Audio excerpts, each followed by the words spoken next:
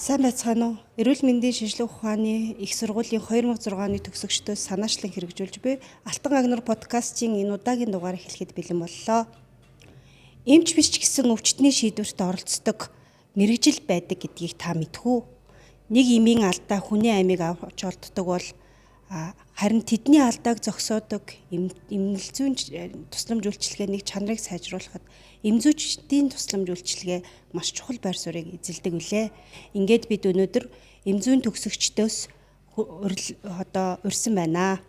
За жавхлан хойд бүсийн хавдрын онцлогоо эмчилгээний төвийн захирал Бүгд найрамдах Хятад ард улсын эмийн сургуулийн докторант, за гэрэлмаа зэвсэгт хүчний жанжин штабын эрүүл мэндийн хэлтсийн эмнэлгийн тоног төхөөрөмжийн хангалт түгээлд хариуцсан мэрэгчлэн анагаах ухааны магистр тэргүүлэх зэрэгтэй төгсөгчдийгээ урьсан байна. Сайн байцгаана уу? Урилгын хүлээн авч ирсэнд баярлалаа. За сайн байцгаана. Сайн байна уу? За ингээд өнөөдөр гуруулаа маш чөлөөтэй дэлгэрэнгүй ер нь эмийн тусламж үйлчилгээ, ялангуяа клиник эмийн тусламж үйлчилгээ, эрүүл мэндийн тусламж үйлчилгээнд ер нь ямар байр суурьтай байдаг вэ гэдэг талаар тэгээ ер нь клиник эмзүүч хүний мэрэгжлийн карьерийн зураглал ямар байдаг талаар ингээд бодит сайхан түүх ярилцъя гэж үзэж байна.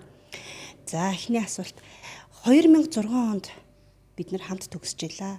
За төгсөж явах үед та өөрийгөө ер нь ямар ажил хийн, хэн болно, хаана ажиллана гэж бодож ирсэн бэ гэдэг асуултаас эхлэе. Бэлхүү. За. За одоо 20 жилийн өмнө тий 20 жил. 20 жилийн өмнө бол яг л оюутны ширээнээс мултраад тэгээ би миний хамгийн гол зорилго юу байсан гэхээр Монгол улсдаа эмнэлэг дотор эмнэлзэн эм судлал гэдэг би ерөнхийдөө нэг юм ойлголт авсан байсан. Тэгээ тийм эмийг бүр үүсгэн байгуул тэрэнд гар бие оролцъё гэж бүр аягүй шийдсэн байсан л да. Тэгээ ачтын эмнэлэг бол ялчгүй манайхны бааз шахуу ойрхон тийм суурь миний хувьд бол миний амьдралыг эхлүүлсэн газар. Тэгээ тэн дээр бүх юм шинэ байсан. Монгол улсын хувьд бол за эмнэлзөө гэж яг юу юм бэ? Клиник эмзүүн яг юу юм бэ гэд тэр үед болохоор мухар доктор бурхан болцол доо. Тэгээ тэр хүнд бол анх санаагаа хэлжсэн. Тэгээд одоо ингээд бодоход айгүй том надад боломжуудыг нээж өгчээсэн хүн байсан мөлий.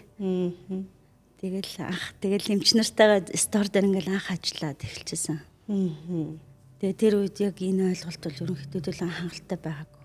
Хангалттай. Тэгээ клиник эмзүү гэдэг ойлголт бол суур төдий баг эмзүүч гэхээр бол ойлгогддоггүй юм байна тийм ээ. Манай эмнэлгийн мэрэгчнүүд эмч нарт сайн ойлгохгүй, сувилагч нарт сайн ойлгохгүй, удирдлагын түвшиндээ бас жоохон тийм байсан. Тэгээ Японтай нэг хамтарч хэрэгжүүлсэн төслийн хүрээнд бол бид нар энийг бол ачтын эмнэлэг дээр анх эхлүүлжсэн. Тэгээ тэр үед чинь бид нар усан эмнээсээ салааг байлаа шүү дээ. Худалдааны тий. Тэгэл хүний бие рүү ингээд оруулдаг эмчний эмийн үйлдвэрлэлүүд нөгөө шилжижсэн үе. Одоо Аюка компани анх бий болж ирсэн. Одоо механик ажлууд их ард үлдчихсэн. Тийм л үе байсан мэлээ. Тэгэхээр эмийн салбар ер нь бол яг л хувьсгалч ер нь бол хөгжиж эхлэхийн эхлэл үе гэж ойлгож болохоор байна тийм ээ. Тийм байсан байна. За жавхлангийн тухайд. За юуны төрөнд энэ подкастыг ашиглаад багш нартай баярлалаа гэж хэлье. Биднээсээ яг бакалаврын буюу одоо яг суур боловсролын аягүй сайн эзэмшигт хамгийн том гар буй оролцсон гэж би боддог. За 2006 онд бол яг эмзүүчээр төгсөө гарч ирээд анхны ажилласан газар бол одоо community pharmacy буюу одоо нийтийн үйлчлэгээтэй эмийн санд ажилласан. Тэгтээ яг тухайн момент дээр би боддог нь бол одоо үйлчлэгчтэй харьцаж сурсан юм байна да. Харилцааны тал дээр аягүй сайн сайжирсан юм байна. Гэхдээ энэ ажил бол миний ажил биш юм байна. гэж ойлгоод би 2008 оноос Бүгд найрамдах Хятад ард улсын одоо эмийн сургууль буюу China Pharmaceutical University-д магистраар сурах гэж явсан. Тэгээд энэ 4 жил сураад 12 онд одоо яг магистраа хамгаалаад уушгины архаг бөглөлт төвчнөр хамгаалаа. За одоо эндээс би одоо жинхэнэ одоо эмнэлэгт ажилланаа гэл зориул Монголд ирсэн. Тэгээд тухайд бол яг Хятадын сургуульд төгсөн гот одоо үлдэж ажиллах тийм саналууд тавьж исэн ч гэсэн Монголдо ирж ажиллахаар ингээд аюу тийм ориглон ирж исэн. Тэгээд ирээд яг эмнэлэгтэр ингээд явж орж ирэл хавдар судалд орсон шууд. Ирэл тэгэл орсон чинь нөгөө төсөөлж исэн шал ондоо Тэгээ шууд ингээл тэрэг түрэл энтэй гарангууд одоо юу хийчихвэ гэж дотор бодогдож байгаа байхгүй. Энд чинь миний бакалаврын 5 жил, магистрийн 4 жил, 9 жилийн дараа би тэрэг түрэл ийм тураагаал явах байсан уу тийм асуулт гарч ирсэн байхгүй. Тэгээ энэ бол миний хамгийн тийм даун point буюу одоо миний карьерийн хамгийн тэр дооцыг тэнцээ байсан гэж би хардаг. Тэгэл одоо энэ салбарт одоо өнөөдөр хүртэл ажиллаж байна. Тэгээ өөрийнхөө хэмжээнд хөгжүүлэх гээл явж байна да. Тэгэхээр яг 20 жилийн тэртээ бол эмзэн ялангуяа клиник эмзэн салбар. Клиник эмзүү гэдгийг яг үзэгчдэд дэлгэрүүлээд ярихад бол энэ бол бидний эмчнэр биднэрт бол маш их одоо хань айгүй их сайн хяналт те айгүй их сайхан эмчилгээний үр дүн айгүй сайн гаргахад зөв дотны туслагч болдог одоо ийм салбар гэж бол ойлгож байна. Мэдээж тусламж үйлчилгээний чанар гэдэг бол багийн ажил байдаг. Тэгэхээр тэн дунд клиник эмзүүчдийн маань үүрэг өндөр байдаг тийм ээ. За дараагийн асуулт. Өнөөдөр та бүхэн яг юу хийж байна? Хааныг ажиллаад байна? Подкастын ивент тэтгэгч Golden Tip Нүүр ам шүдний имлэг. За би ч нөгөө нэг хувийн эмнэлэгт л одоо Монгол улстай анхны ингээд клиникийн эмнэлзүү гэдэг зүйлийн ойлголтыг бий болохгүй явж байсан чинь тэгээд тэргээ би бараагүй. Өөртөө ойлголт нь жоохон тийм байсан. Тэгээд төрдөө ер нь зүтгэж үзье. Гэж одоо 40 онд юм бэ. 4 жил тэртээ ерөнхийдөө яг энэ салбарт ажилласан. Тэгээд 5 дахь жилээс нь за ерөөсөө төрд орвол миний энэ хүсэл мөрөөдөл биелэх боломжтой байх гэж бодсон. Тэгээ анх анкета өгөөд нөгөө төрийн албаны шалгалт зэтрэг гэж өгч явж байгаа. Төрийн цагаан албаагчдын нэгдсэн эмнэлэгтэр цоон шалруулалтаар эмийн сангийн эрхлэгч гэдэг албан тушаалд томилогдчихсан. Тэгэл бас ороод л яасан ч нүл цэргийн хүмүүсүүд байсан тийм дотор. Цэргийн хоцтой. Тэгтээ айгүй гоё бүгд эмнэлгийн манай амгаахыг төвсөн манай дээд үе ах иш нар ингээ ажиллаж байсан. Тэгэл энэ дотор ч айгүй ихтгэл авна штэ. Энэ дотор ч энэ гоё хамт олон дотор. Тэгээ цэрэг гэдэг чинь нөө тушаалаар цэргийн алба гэдэг чинь өөрөө шудраг үнж нэг жанжин шоомтой. Тэгээ энд ингээ орсон. Тэгээ ингээ явж байгаа чинь миний бодол өөрчлөгдсөн. Яагаад өөрчлөгдсөн гэсэн чинь хэрийн эмнэлэг гэж нэг юм гарч ирсэн миний амьдралд. Цэргийн хэрийн эмнэлэг. Тэгээ одоо ярил амар олон юм ярих гэдэг. Айгу төвшлөөд ярил тэгээд тэгээ цэргийн хэрийн эмнэлэг дээр Монгол улс анх удаа 2011 онд хаа Дарфур мужид 2 дугаар нэмлэг хийжсэн. Яг тэр түүх үе надад миний амьдралд бас тохиолдсон. Тэгээ яг ажиллагааны өмнөх бэлтгэлээ хангаад яг нисгийнхээ өмнө би тэр эмнэлэг дээр очиж үзчихсэн байхгүй. Гэсэн чи юу бидний нөгөө байшин барилга те огт технологийн төвшин шаардахгүйгээр яг хэрэг нөхцөлд мэслийн хагалгаа хийн. Яг эмнэлгийн тусламж үйлчилгээг үзүүлдэг. Тэрний артлт бааз нь болсон тэр эмзэн салбар тэр одоо том эмнэлгийн одоо клиникийн байдаг ариутгал те тэр процедурууд бүр шаал өөр төвшин надад харагдсан. Тэгэл ийшээ зүгээр ингээл халтраад орцсон. За тэгэхээр яг одоо тухайн үед бол манай гэрэлмаа маань болохоор ер нь бол ямар ч нөхцөлд одоо тусламж үйлчилгээний ард бол тий эмзүүчд бол маш бэлэн байдлыг хангаж тэр одоо тусламж үйлчилгээ чанартай болоход их нөлөөлж идгийг бол маш сайн ойлгож авчээ. За жавхлангийн тухайд За би түр үйс нөгөө 2012 оноос хавдарт ерөөдөө хавдар судлалын сэдвүүд ороод одоо өнөөдөр хүртэл 14 жил ажиллаж байна. Тэгээд тэгэхдээ анх эхлэхдээ бол одоо хагалгаа мэдээгүй нэгдсэн тасгаас ахуулаад толгой зүү мэслийн тасаг, эмэгтэйчүүдийн мэслийн тасаг гэл ингээд бараг бүхэл тасгуудтай ажиллаж үзээд тэгээ 18 оноос бол эмзүү албаны дарга хийгээ явсан. За ерөнхийдөө үндсэн бүтээлүүд бол бараг 18 оноос бид нэг анх элэг шилжүүлэн суулгах хагалгаанаас ахуулаад хийгдээд 21 22 онд бид нар нөгөө хавдрын байн эмчилгээг нэвтрүүлэх үйл ажиллагаа хийгээд гар бие оролцоод хийгээ явсан. За энэ дээр яг хамгийн чухал одоо эмзүүчийн үүрэг юу гэдэг вэ гэхээр ер нь хүн эмчлэн гэдэг чинь бол өөрөө багийн ажиллагаа. Энэ багийн хамгийн чухал навигатор буюу одоо зөв чиглүүлэх үүрэгтэй хүн юм болов уу гэж би энэ одоо эмзүүчийг боддог. Клиник эмзүүчийг. Тэгээ яг виш нь юу ах вэ гэхээр хамгийн одоо affordable price буюу одоо нөгөө хамгийн одоо бодит зардлаар хамгийн үр дүнтэй эмчилгээг зохион байгуулах энэ үйл ажиллагааг одоо удирж хийдэг ийм хүмүүс юм байна. Тэр одоо манай Монголын нийгэм бол тэрийг ерөөсөө нэг тийм ойлгож өгдөг тийм хэцүү талтай. Тэгэхээр одоо ч бид нар бас яг ойлголтоо жигдэлж аваагүй байгаа нь бас асуудал болж байна. Гэхдээ бидний орж ирж байгаа эмийн зах зээл дээр орж ирж байгаа эмчилгээний төрлүүд бол 20 жилийн тэртээс бол нэлээд өөрчлөгдсөн байгаа тийм ээ. За одоо тэгэхээр дараагийн асуултыг би ер нь яг эмийн сонголт эмчилгээнд шууд нөлөөлж эрсдэл үүсгэж исэн тохиолдол байдгүй. Яг таны ажигласан тойрт одоо тулгамдж байсан ч гэдэм үү эсвэл сонсч исэн юм асуудал байдгүй. Энийг би гол нь юу ч хэлэх гээд байгаа гэхээр клиник эмзүүчийн ачууд одоо оролцоо байхгүй бол ийм эрсдлүүд бол одоо өдөр тутамд байд юм аа гэсэн одоо ингэж нөгөө мэрэгжлийнхаа одоо үндсэнийг ингэж тодорхойлж ярих гэвэл. За яг миний хувьд болохоор ер нь ажиглаад хахад би өөрөө иргэний салбарт ажиллах байгаа. За зэвсэг түчин гэдэг их том айлтуулт ингээд амьдралын явцаар ингээд орцсон. Тэгээ зэргийн төв эмнэлэгт ажиллаж үзсэн. Дараа нь ихээс их болох ажиллагаанд бас л яг өөрийнхөө мэргэжлийн дагуу явж үзсэн. Тэгээ штабын офицерын төвшөнд ч бас явж үзсэн. Тэгээ ингээд харахад бүх юм дээр манай эмзүүн мэргэжил бол өөрөө айгу өргөн агуулгатай, аль ч салбар руу хөрөх боломжтой, маневрлах боломжтой нэг тийм суур одоо ойлголт нэг гүн байсан. Тийм мэргэжил байсан бэлээ гэдгийг бол харж байгаа. За тэгээд таны гол асуудал юу вэ гэхээр өнөөдөр им гэдэг нэг бүтээгдэхүүн байна тийм. Тэрийг үйлдвэрлэх гэж асар олон хугацаа 10-аас 15 жилээр зарцуулж байгаа. За хэрэглэгчийн гар дээр орж ирээд тэгээд тэр иргэн одоо өвчтөе эргэтэндээ тий өвчтөе хүндээ олгоход асар олон контрол хяналтын доор асар олон мэдлгүүдийг зэгцэлж эмч нартайгаа яар зөвлөдөж тун зохицуулга гэдэг нэг ах トゥ том байдаг. Тэгжиж ингээ менеж хийн штэ. За хэдийн хэмжээний тунг ямар хэлбэрээр хүний биед оруулбал хизээ нь оруулаад дараагийн тунг хизээ өгвөл гэдэг бүх менежийг хийгээд байгааз. Энэ процессын үр дүнд эмийн чанар эмчилгээний үр дүнд эмийн чанар шууд хамааралтай. Магадгүй бид нар эмийн чанарыг ахиулах тий зорилгоор хавсрал эмчилгээнүүд их явдаг. За үндсэн эмчилгээнээс гадна дагалдах эмчилгээнүүд гэж зөндөө байдаг. Тэгэхээр эргээд нөгөө шүтэлцээгээрээ буцаад эм импортлж байгаа энэ компаниуд яг мэрэгжил нөхдөд маань ч гэсэн бүхэл зүйл дээр хамтарч ажиллах ийм шаардлага хэрэгцээ үүсэж байгаа юм л да. Таны яриад байгаа энэ одоо манай клиник эмзүүчдийн бас ажлын хамгийн том одоо дөтөнүүдийн нэг л дээ pharmacovigilance report.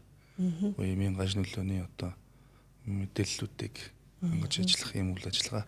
За энэ маань өөрөө зах зээл нэвтрээд явах үйл ажиллагаа маань ойролцоогоор 40 жил 4 фазтай. За тэрний одоо 4-р фаз дээр хийгдэж байгаа хамгийн том судалгаа бол одоо энэ гаж нөлөөний судалгаанууд байдаг. Энэ дээр бол эмзүүчнэр айгу одоо чухал байр суурьтай оролцдог. Монголд энэ одоо pharmacovigilance маань одоо үүсээд явж байгаа бүх дүрм журмнууд нь гараад ирсэн. Гэхдээ тэрийг хэрэгжүүлэх асуудал дээр асуудалтай гэж би харж байгаа. За манай хавдрын судлалын үндэсний төвийн хувьд хавдрын практикт юу эмийн гаж нөлөө хамгийн их гардаг. Яагаад тэгэхээр цитотоксик юмнууд байна. За тэрэн дотор одоо эмнэлгийн үйл ажиллагааны дотор жижигхэн алдаа нэг чек листийг л алдахад одоо хийх рутин өөр болоод одоо арьс сас некроз болох ч гэдэг юм уу те. Айгу том өндөрлүүд гардаг. Тэгэхээр ер нь төвшин бүрдээ энэ үйл ажиллагаагаа чеклист хийж аюулгүй ажиллахгүй бол ерөөсөө эрүүл мэндийн салбарт алдаа гарах эрсдэл ерөөсөө асар богино хугацаанд байдаг. Бүх юм дээр аюул сайн анхааралтай байх хэрэгтэй. Тэрэн дээр одоо эмч ажилчид гэлтгүй бүгдээрээ нөгөө одоо эрүүл саруул ухаантай байж энэ юмд оролцохгүй бол зөвхөн одоо эмзүүчээс гэхгүйгээр одоо жижигхэн алдаан дээрээс аюул том гаж нөлөө гарах магадлал өндөр байдаг. Тиймэрхүү тохиолдлууд бас харж ирсэн, зөндөө харж ирсэн. Тэгэхээр эм гэдэг яг нэг л үйлдэлээрээ эрүүл мэндийн үйлдэл үзүүлдэг боловч эргээд тэр маань ямар нэгэн химийн аргаар гаргаж авсан юм бүтээгдэхүүн байдаг. Бид нар эмнэлзүүн туршилт судалгааны явцад ч гэсэн 4 шатны судалгаа хийдэг тийм ээ. Тэрэн дээр бид нар гаж нөлөө, хавсрах нөлөө, дагалдах нөлөө гэсэн маш олон судалгаануудыг бол хийдэг. Тэгэхээр зөв хэрэгжилж ижил эмчилгээ болно гэдгийг ард түмэн маань ойлгох хэрэгтэй. Яг гэвэл наадлын нэг юмын сангаас ороод ямар нэгэн юм аваад уугахлаар сайжирна гэж боддог. Тэгтэл тэр хүний нас, хүйс, өвчний, урт хэрглэж байгаа, хойд хэрглэж байгаа хоол, хүнс, эмийн хоорондоо юм тохироо гэдэг зүйл бол тухайн хүний эрүүл мэндийн байдалд бас шууд нөлөөлж байдаг. Подкастын ивент тэтгэгч Юмед гоо сайхны мэс заслын имлэг. Чухал шүү дээ. Тийм.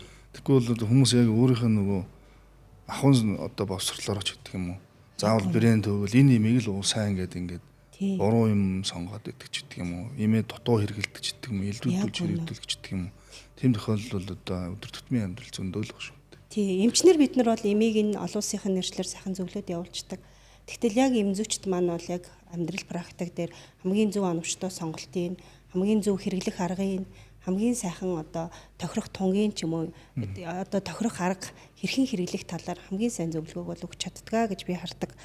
За тэгэхээр ер нь бол клиник эмзүүчдийн яг нэг өдрийн ажил одоо ямар байна? Одоо өнөөгийн. Тэгэхээр уул нь энэ дээр би жишээ татвал яг анх юм байсан одоо бол юм болж байна гэх нөгөө хөгжлийн динамик харагдаасай гэж би бодож байгаа байхгүй юу? За энэ би дүрлжгүй те. Тийм. За ер нь бол эмнэлзүүн хөгжил бол яг тодорхой одоо шатанд хөгжил байгаа. Гэхдээ одоо бол МНС 2015 гэдэг стандарт дагж байгаа гэдээ хэлчих юм бол бараг ойлгомжтой болж байна. Тийм ээ. Гар утас яаж одоо хурдтай хөгжиж байгаа вэ те? Тэгэхэд манайх бол одоо ийм хэмжээний апдейттэй явж гин гэдэг бол одоо яг хууль эрх зүйн хувьд бол апдейтыг хурдан хийж чадахгүй юм асуудал байна. За одоо орчин үеийн эмнэлзүүн эмзүүд бол ер нь дотор нь бол аль хэдийн хуваахаас өөр аргагүй болсон зохион байгуулалтлаасаа клиник. За нөгөөтгөөс эмнэлзүүд талаасаа тий яаж үр ашигтай байх вэ? Яаж зөв зохион байгуулах вэ гэдэг энэ асуудлууд маань өдөр тутам тулж байгаа боловч манайх бол энэ талын асуудлууд бол айгүй хоцрогдмол. Тэгээ ер нь энэ сэдвээ яриад айгүй удаж байгаа. Яг нэг нөгөө одоо шүүмжлэлтэй хэлэх юм бол. За гэрэлмагийн маань хувьд би яг одоо клиник эмнэлзэн салбарт ажиллахгүй байгаа. Гэтэ юу н хөндлөнгөөс ингээ хардаг. Анх болохоор нэгж сунгийн системийг улсын хэмжээнд нэвтрүүлье гэдээ бид нар аягүй том зорилго тавиад орсон. За эмийн гаж нөлөө дата анализа бүрдүүлье гэж ярьсан. Стил өнөөдөр тэр маань ингээд сайн манай жохоог хэлсэнд яг адилхан 2015 онд гацсан. Өнөөдөр 10 жил өнгөрчлөө шүү дээ, 11 жил. Энэ дээр биднэрт яалчгүй реформ хэрэгтэй байгаа. Тэгээ эрүүл мэндийн даатгалтай холбоотойс эмийн одоо асар олон нэр төрлийн сонголтын асуудал бас яригдчихэж байгаа тийм. Энэ хаасаг бол хаанаа ингээд хилцэж ярилцаад шийдэх гаргалгаа одоо биднэрт яалчгүй хэрэгтэй байгаа. Тулгымцсан асуудлууд нэг гэж харж байна. Тэгээ би миний бодол болохоор бол эмийн нэгж тунгийн систем одоо клиникийн эмнэлзүү нэгж тунгийн системээр зөвхөн битгий хязгаарлагдаасай гэж хүсэж байгаа. Өнөөдөр Азийн одоо ихэнх орнууд байна те. Бид нар болохоор бол эмийг дандаа цуснд нь тунгийн хянж эмчилгээг үргэлжлүүлдэг, шийддэг. Ийм систем айл үүшээ бий болцсон. Бид нар яагаад тэрийг оруулж чадахгүй байгаа. Гэт ингээд жоохон технологийн төвшил лабораторид дата анализ суурилсан тиймэрхүү шинжилгээ онцлогоо нэг хавсарсан байдлаар эмнэлзүү хөгжүүлэх би үл тийм бодолтой явдаг. За манай зэвсэг төвчин батлан хамгаалах салбарт болохоор бид нар нэгэнт тугнагдаад чанар хүртээмж нь окей токей болсон. Тийм эмийн бүтээгдэхүүнийг олон улсын биш Монгол улсад хүчин төлөв мөрдөж байгаа худалдаа авалтын журмаараа зохион байгуулалт явж байгаа. Тэгээд бидний одоо хяналтанд байдаг бүрэлдэхүүн цэргийн албаагч маань харьцангуй эрүүл бүрэлдэхүүн байдаг. Ийм учраас одоо хавдар мавдар ч юм уу чиглэлийн эмчилгээний үед бол харьцангуй тийм нарийсгат бол одоо би тодорхой хэлэх мэдээлэл бол байхгүй байна. Гэтэ албаагчдынхаа эрүүл мэндийн одоо ардталт байдаг эмнэлгийн тусламж үйлчилгээ эмийн чанарын асуудал дээр бол өдөр болгон миний одоо санаач хэлж явдаг.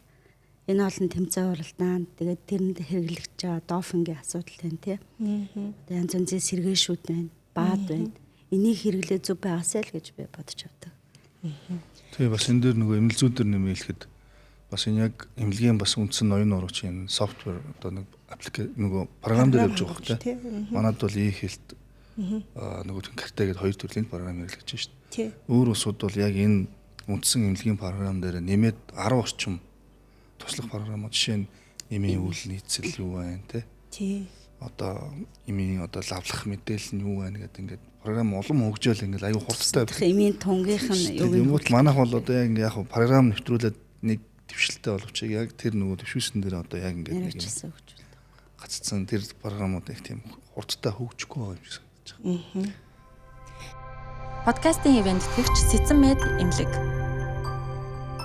За хэдийгээр бид нэр одоо хувийн эмзэн салбар хөгжиж эхлээд олон төрөлтөд ингэж одоо хөгжүүлээд фармаси мартууд ихцээд яг хуу маш олон сайхан сонголтуудын эмнүүд бол авчирж өгч байгаа. Үндэ дотрын эмчийн практик миний хувьд бол өдөр тутамдаа хэрэглэдэг эмгэг жамын амьдралын чанар сайжруулах сайхан эм орж ирж байгаад бол талархдаг. Гэхдээ энэ маань яг одоо усын эмнэлгүүдэд тий яг одоо өдөр тутмын одоо эмчилгээнүүдэд бас тэр бүр очиж чадж гин үү. За тэр шаардлагатай байгаа эм стандартууд маань одоо хуучин хэвээрээ байгаад тахад хөгжил хаана яригдах вэ? Одоо 10 төрлийн программыг олон улсад хэрэгжилж гин. Энэ маань эцсийн одоо эмчээр дамжуулаад үйлчлүүлэгчийн амьдралын чанар сайжруулах гэж тэр эмийн зөв оновчтой сонгуулах гэж хэрэгжилж байгаа энэ тогтолцоог яагаад нэвтрүүлж болохгүй байгаа вэ гэдэг бол бидний бас цаашдын чиглэж хийх ажил гэж бол харж байна. Таны карьерийн ер нь бол яг одоо тийм л эмийг хөгжүүлчихвэл одоо манай клиник хэмжээ бол ер нь өсрөнгөө хөгжөндөө гэж бодох одоо тэр бодомж одоо яг юу вэ? Ерөөсөө өвчтний хяналт шүү дээ. Одоо хүн эмнэлэг твтлээ. Одоо миний талаас л харж байгаа. Эмнэлэг твтлээ тухайн үеийнхээ тусламжлалыг авлаа. Эргээд манай монголчууд байхгүй. Ямар сурггүй байдаг. Тий. Тэр нь айгуу надад бол эргээд энэ олон дараагийн тусламж үйлчлэгээ дараагийн хүндрэлүүдээс өрсөн сэргийлэх одоо голдны олон нарийн мэргэжлийн тусламж үйлчлэгээнүүд ингээд уялдаа холбоог ингээд алдаад байгаа. Цэргийн салбарын миний баяртай байдаг юу гэхээр би тэднийг бүгдийг мэднэ. Хаана явж байгааг мэднэ. Эргээд манай эмнэлгийнхэн дуудчихдаг. Зэрэгөө албаагчид хүрээд ирдэг. Одоо иргэн маань харин тийм биш байгаад л. Яг үнэ. Энэ зарлан дуудах тогтолцоо яг танаас салбарт байдгаараа Манай эргээ айгуу давуу тал энэ тий. Яаж игээл хинч юм шүү дээ. Яаж иж байгаа л хянаа. Хэнийг ч хаанаас ч хянаж болно. Гэтэл өнөөдөр амбулаторийн эмч миний хувьд бол айгуу сайхан намжмал байдалд оруулцгаал за одоо яаж байгаа бол таа гэж бас нэг амар өдөр тутамдаа ингээ амьдралын чанартай нөлөөлөх гэж бодохгүй ч гэсэн бас нэг юм эмчилгээнийхээ үр дүн харчиг гэхэлэр нөгөө хүмүүс мэрэг хэлбэл галга болчихдог. За хавдраас арай өөр ах тий. Хавдраас нөгөө эмчилгээг авах бүрээ дээр. За тэгэхээр манай салбар дээр бол хийх чухал. Чухал асуудал бол манай салбарчин ер нь Монгол улс чинь хаана нэгдүгээр хүн ам зүйтэй. Хоёрдугаар хүний нөөц одоо ажлын талбар дээр хүний нөөц аягүй одоо цөм. Тэгэхээр энэ дээр бид нар аягүй хорцтой арга хэмжээ авчтар AI автомат одоо роботик системүүд аль болохоор хурдан нэвтрүүлж энэ дутуу байгаа орон зайгаа хурдан нөхөж аль болохоор хүний нөгөө нөлөөтэй эрсдэл хүчин зүйлүүдэд хурдан багасгах хэрэгтэй. Тим чиглэлээр илүү их ажиллаж байгаа. За мэрэгчлэрээ яг бахархдаг үеэ хэлээч. Яг клиник хэмжээч бол өстой тэр нь гоё штэ. За бахархал төржсэн зүйл гэвлөө. Нэг төсөл дээр би бас ажиллаж байсан юм аа. Тэр Польштой хамтарсан. Тэгээ яг ингээл яхад л бүх деталь одоо эмнэлгийн дотор хээрийн эмнэлгийн ингээл бүхэл төлөвлөлтүүдийг хийж байгаа шүү дээ бид нар. Зөвхөн эм биш тийм ээ. Тэгэл ингээл тийм эмнэлгийн тоног төгөөрөмж бүх зүйлүүд ингээд хамтраал хийж ирсэн. Тэгэхэд үнэхээр нэр миний мэрэгжилт бүр амар бахархмаар байсан. Би ч амар универсал юм билээ. Эмэж мэд чинь тоног төхөөрөмжөөч мэд чинь нөө эмнэлгийнхээ орчныг ч мэд чинь эрүүл ахуй алдралтаа мэд чинь. Тэгээд тэр үед би үнэхээр төгссөн сургуулаараа яг эзэмсэн мэрэгчлэрээ. Тэгээд надад ингээд өнөөдөр намайг би болгосон бүх багш нараараа хамт эзэн найз доктор айгу бахархсан. Яг чиний над яран дээр би хэрэг тэр хээрийн эмчин байсан бол үнэхээр чамайг хараасан шүү дээ. Тийм шүү дээ. Ганц тоног төхөөрөмж би санаа зовдөг юм. Одоо ингээл кейстэй ганц юмгүй би тэр хүнийг идэгрүүлж чадахгүй. Тэгээ яах юм эмчилгээ хиймээр байна. Гэрэл маа яах вэ? Арга юу байна? Яг л тийм л байдалд хүрэх юм биш тийм ээ. Одоо ингээд яг талбар дээр ингээд дөрвөсний ингээд орчинд ингээд очихд бол хэцүү шүү дээ. Өөрхөн мянган ингээд алтан гартай эмч очлоо яах. Тийш. Гавьяат эмчиж яах. Гавьяат сувлагчиж яах. Эмзүүч нь очиж яах. Бид нар багаараа бүх юмтайгаа л очих хэрэгтэй байхгүй. Тэгэл ер нь миний санаа зовдөг юм бол эмчнэр маань нэг санаа зовх юмгүй юмтай байгаасай. Сувлагч нар маань нэг ойр зурхаа гарын доорх материалтайгаа явж байгаасай. Тэгжээж нөө эмнэлгийн тусламж үйлчлэгээний бэлэн байдал ч өөрөө тэгж хангагддаг. Тэгээ тэр тал дээр бас ер нь мэрэгчлэр ихгүй барахдаг шүү дээ.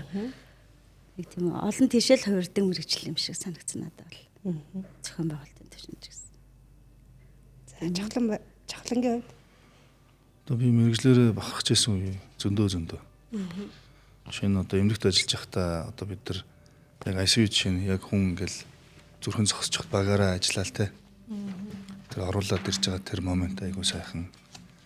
За цуг эмч нартайгаа цуг байгаа тэр болохгүй байгаа таска бид нар шийдээд яг тэр одоо шинэ өвдөлт төр ч гэдэг юм уу те. Менежмент хийгээд бид нар ингээд тэр нөгөө өөрсдийнхөө гоолдоо хүрж байгаа тэр моментууд айгүй гоё. Энэ бол клиникийн хамгийн гоё тийм мэдрэмжүүд.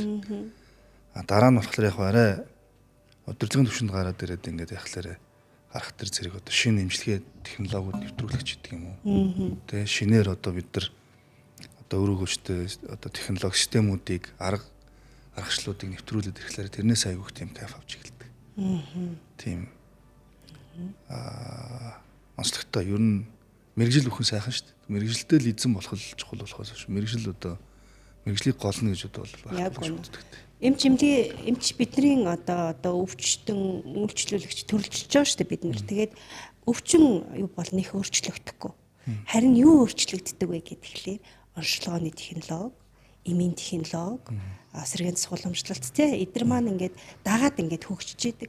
Бид нар ч гэсэн тэднийгээ одоо эзэмшсэн сайн хүн байхын эмч мэрэгчлэн байхын тулд одоо эм зүйчдээсээ, хоол зүйчдээсээ тий одоо бусад багийнхнаасаа дандаа дэмжлэг авч идэг. Тэгэхээр одоо бол яалт авахгүй 20 жилийн өмнө бол хавдраар бид нар бас нэлээд аварч боломжтой хавдраар алддаг байлаа. Өнөөдөр бай эмчилгээгээд нэгтчихлээ.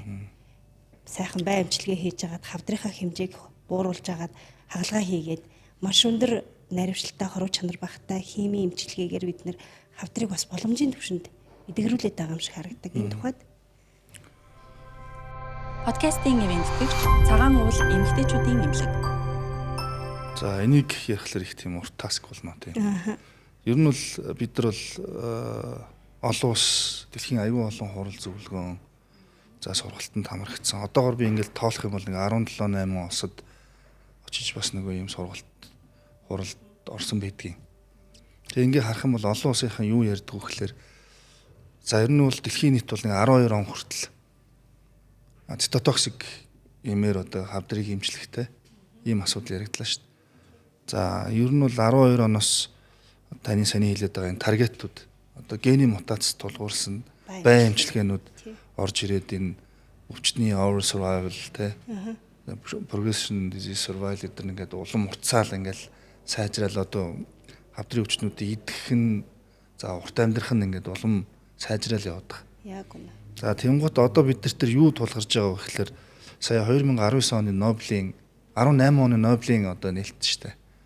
За тэрэн дээр болохоор иммун чекпоинт ингибиторын тухай асуудлууд яригдаад эхэлж байгаа.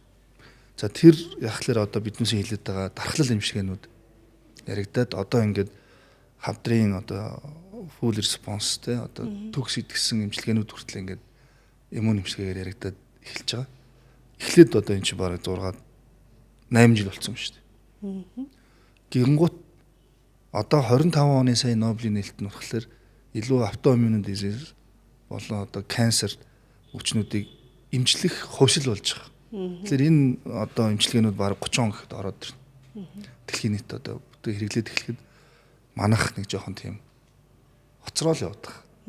Тэгээ би энэ доторх проблемуудыг ярихлаар айгүй нөгөө зураглалын хувьд айгүй хэцүү. Тэр юмуд одоо 18 онд нэгдсэн юм 25 онд одоо хэрэглэж хахад бид нар өнөөдөр нэг л сонголттой бас байж байгаа жишээ нь. Тэгэхэд дэлхийд дээр 21 төрлийн чекпоинт ингибиторыг 58 хавдрын юугаар хэрэглэж байгаа жишээ нь. Тэгэхээр бид нар энийг аюу хурдтай ингэж нэг копи паст хийх хэрэгтэй. Яг үнэ. Энэ копи паст систем маань өөрөө аюу Монголд удаан байгаа. Тэгэхээр энийг бид нар яаж их зүгээ сайжруулж хурдан копи паст хийх вэ гэдэг асуудал одоо хамтартай тулгамж байгаа асуудал. Тэгэхээр өнөөдөр 20 жилийн ажлын туршлагатай салбартаа ажиллаж байгаа бидний хувьд л асуудлаа нээж илрүүлж одоо өгүүлэхгүй бол өвөр зур тогоон дотроо ярилцаж хөгжүүлэхгүй бол өөрхийн хөгжүүлэхгүй одоо бай эмчилгээнүүдийг хийдэг болох бай эмчилгээ хийхийн тулд бай одоо шинжилгээнүүдийг хийж тэдний үр дүн динамикийг хардаг болох гэдэг манай салбарт хийгдэх ёстой ажлууд бол зөндөө байна гэж харж байна. За өнөөдөр оюутнуудад хандаж юу хэлэх вэ? Яг одоо удахгүй сарын дараа манай оюутнууд тангараа өргөд гарч ирлээ. Тэднэрт одоо та нар минь хаашаа хөгжөөрөө, хаашаа мэрэгшээрээ, ингүүл нь манай клиник хэмзүү бол өстой төгс шүү гэж зөвлөх вэ. Подкастын ивент тэтгэгч мөнх онч доктор мэдрэл, үе мөч уламжлалт сэргээн засах эмнэлэг. За юуны төрөнд бол ямарсан эмзүүгээр төгсөж байгаа хүүхдүүд байгаа бол яг клиникийг сонирхож байвал хүн ерөн сонирхлынхаа дагуу ажиллавал илүү ингээд өөртөө болон өрөөл бусдад өөжтөө өргөн хүрээнд ажиллаж чаддаг юм шиг санагдсан надаа. Тэгэхээр та нэгэнд мэрэгжил сонгосон. Мэрэгчлээ эзэн байгаарай. Хизээч юунд бүү шантраарай. Дандаа шинийг ирэл хийлгэж байх хэвээр. Тэгээд салбартаа түүчээлгэж явахыг хүсье. За ерөн иргэдтэй хэм үү те. Одоо эрүүл мэндийн одоо наацхийн мэдлэгээ сайжруулаач. Тэгвэл гадаадын эм болгон сайн биш шүү. Өнөөдөр яг над дээр ингээ өргө харагддаг нэг юм байна л да. Тэрийг дуртад өнгөрчээ гэж бодлоо. За гадаадын цэргийн албаагчд одоо олон улсын цэргийн сургуулиар за манай Монгол улсад ирлээ гэж бодъё. Тэр хүмүүсүүдийн эм бүтээгдэхүүн нь цаанаас ирдэг. Хизээш манай Монгол улсаас авч хэрэглэдэггүй. Энэ юу гэсэн үг вэ? Иргэндээ чиглэсэн эмийн аюулгүй байдал асар өндөр түвшинд байна л гэсэн үг шүү дээ. Тэгэхээр бид нар ч гэсэн адилхан гадаадд оронд очино. За бид нар мэрэгжлийн хүмүүсүүд ямар юм авахаа мэдж байгаа. Тэгвэл манай аялагч нар болон бусад хүмүүсүүд сургаар битгий эмийг авч хэрэглээрээ. Энд чи эргүүлээд таны эрүүл мэндэд хэдийн хугацаанд саад дотор учруулахыг хинж таашгүй. Тэгэхээр эмийн талаарх мэдлэг мэдээлэл яг хүнсэндээ яаж анхаардаг шиг анхаарч байгаасэ гэж хүсье. За зүйтэй. За би бол шинээр төгсч байгаа хүүхдүүдтэй хамгийн дөрөнд эхлээд нь хүн байгаарэ гэж хэлнэ. Дараа нь хандлагыг зөвлөнө. Хандлагатай бай, хичээл зүтгэлтэй бай. Тийм бол мэрэгжилтэй эзэн болох үү таалах нэгдэнэ. Мэрэгжил бол угаасаа хөгжүүлээд өөрөө хөгжүүлээд явах хэрэгтэй тийм одоо өөрөө чинь зэмсэг. Өнөөдөр бол зөвхөн одоо суурь түвшний бакалавр аваад гарч ирж байгаа. Тэрний цаашаа магистр, доктор, сайенс гэдэг ингээд явна. Тэгэхээр энэ болгоныгоо одоо аягүй сайн хандлагатай, хичээл зүтгэлтэй хүмүүс бол богино хугацаанд эзэмшиж өөрийнхөө одоо мэрэгжлийн эзэн болно гэж би бодож байна. За Алтан агнаар подкастт нэг уламжлал болсон нэг асуулт байдаг. Юу вэ гэхлээр яг өөрийнхөө мэрэгжлээс ард иргэдэд хандаад эрүүл мэндээ одоо дэмжин хамгаалах нэг зөвлөмж өгөөч гэвэл юу зөвлөх вэ? За миний хувьд эм бол яг хүнстэй ч адилхан шүү л гэж хэлээ. Хүнсэндээ та яаж анхаарал хандуулна? Эмийн тэрэн шиг анхаарал хандуулвал хүнснээс ч бас аюултай байж болно. Тэр үнэ эмийн тал дээр бол сургаар битгий яваасай гэдгийг л түр дахин бүх хүмүүст хэлмээр байна. Тэр нь нэг хүн таарсан эмчилгээ нөгөө хүнд хизээж таарна гэж байхгүй шүү. Тэр үл заавал нотлогдчихэж, онцлогдчихэж яг таарсан тунгаараа танд л нөлөөлнө гэдгийг л дахин захиж хэлмээр байна. Тэгээ одоо орчин үед анагаах ухаан бас глобалчлагдчихэв те. AI-с одоо жишээ нь айгүй их асуултууд асуугаад мэддэг болж байна хүмүүс. Өөрийнхөө эрүүл мэндийнх нь одоо босрон улам тэрүүгээр сайжруулах гэсэн үг шүү дээ нэг. Тодорхой түвшинд. Одоо бол дэлхийн нийтээр юу ярьж байгаа гэвэл precision medicine буюу яг тухайн хүндээ тухайлсан эмчилгээний тухай асуудлууд яригдж байгаа. Ялангуяа хавдрын салбарт. Тэгэхээр энийг бол ерөөсөө цэний манай гэрлэг хэлээд байгаагаар сургаар хийж болохгүй. Энийг AI-аар хийх боломжгүй. Энийг мэрэгжлийн одоо баг хамт олноор хийдэг шүү. Тэр гэдгийг л ойлгоосаа. Тэгэхгүй ингээд нэгнээсээ сонссон сургаар энэ юм сайн гэж лээ гэж авч уугаад байлгүй. Эрүүл мэндийн боловсруулалтаа айгүй сайн хүмүүс сайжруулах хэрэгтэй. Одоо шинэ хөрш хятад орны одоо эрүүл мэндийн боловсруулалт гэхэд одоо манай Монголынхнаас хамаагүй өндөр байх жишээ нь эдгээр сайн судалгаа сайтай бүх дата нь өөрсдийнх үндсэн хэл дээр байгаад байгаа учраас иргэдийн бас эрүүл мэндийн боловсруулалт нэлээд сайжраад эрүүл мэндэд илүү сайн анхааралтай байгаад эрүүл мэндэд илүү үнцэнтэй байлгаасаа гэдэг мессеж хэлдэг. Тэгвэл үнгүй юм бол үнгүй л байгаа. За өнөөдрийн дугаараар бид нар эмзэн ангийг төгссөн 2 төгсөгчтэй урьж оролцууллаа. За товчтонд өгнөд хэлэхэд бол клиник эмзүү гэдэг бол эмийн эмчилгээгээр удирдах байгаа эмчилгээний үр дүнгийн навигац буюу одоо чиглэлийг тодорхойлогч бол болдгийм байна. Бид нар эмийг зөв удирдахж яг тэр эрүүл мэндийн одоо үйлдэл гэдэг зүйл нь гараад гаж нөлөө багтаагаар одоо эрүүл мэндийг удирдах боломж бол байдгийм байна гэж одоо дүгнэж болохоор байна. Тэгээд оюутан залуучуудаа хандаад хэлэхэд бол төгсөгчд маань хоёр янзаар хөгжиж болох юм байна. Нэг нь болохоор одоо эмийн самдаа ажиллаад тий олон түмэндээ яг жороо сайхан бариад тэгээд зөвлөмжөө өгөөд сонголтыг маш оновчтой зөв хийхээр болж болох юм байна. Эсвэл эмнэлэгт яг эмчийн бичсэн эмчилгээг зөв оновчтой найруулан тохиромж өгөөд тэгээд тэр эмнэлгийн одоо тэр сонголтыг хийж эмчилгээний чанарыг тодорхойлоход бол томоохон одоо ийм түүчэлэгчд болж ажиллах юм байна гэж ойлгохоор байна. За ингээд анхаарал хандуулсан баярлалаа. Подкастын ивент тэтгэгч Golden Tip нүүр ам шүдний имлэг. Подкастын ивент тэтгэгч Цагаан уул эмэгтэйчүүдийн имлэг. Подкастын ивент тэтгэгч Юмед гоо сайхны мэс заслын имлэг. Подкастын ивент тэтгэгч Сэцэн мед имлэг. Подкастын ивент тэтгэгч Мөнх онч дотор мэдрэл үе мөч уламжлалт сэргээн засах имлэг. Энд дэр бас нэмээд нэг хэлчихье. Хэл байх. Нэг дутуу хэлчих. Одоо яг манай нийгэм биш үү те? Тий. Имзүүг юусэн ингээ яг одоо байгаа өнцгөр нь юу шаарддаг гэхээр нэг эмийн сан. Тий. Яг Им ханган. хараад байна. За яг нэг клиниктэй нэг хэдэн хүн байгаа бах. Тийм. Гэхдээ тэдрийгээ стил одоо хүртэл одоо яг л имийг ингээд бицэн имийг л одоо өгдөг олгодог л гэж ойлгох. Тэгэхээр энэ бол яг Монгол улсад хүмүүсийн харж байгаа вижн. Үнцөг тий. Олон улсад одоо шиг манай миний сурж байгаа энэ хятадын China Pharmaceutical University өөрөө имзүүгээр ихэд 30-40 төрөл салцсан байна. Pharmacoeconomic гэж орж иж байгаа хгүй эми эдийн засаг гэж ороод тусдаа мэргэжил бол цөмийн фармаси буюу одоо манай Монголд огт болчихгүй байгаа. Гэхдээ эхлэл нь бол 2 дугаар эмнэлэг дээр байгаа. Цөмийн имзүүгээд орж ирж байна.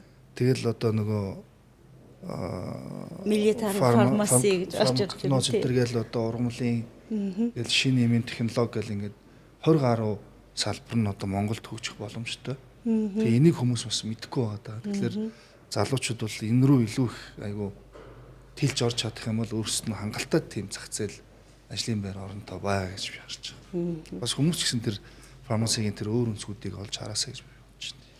За тэгээд өнөөдөр бидний ярьсан шиг за нэгдүгээр стандарт мань хурдан шинжлэгдээсэ. Хоёрдугаарт бол одоо энэ өгөгдөл тий одоо энэ програм хангамж маань бас боломжит түвшинд хүртэл оршроосоо.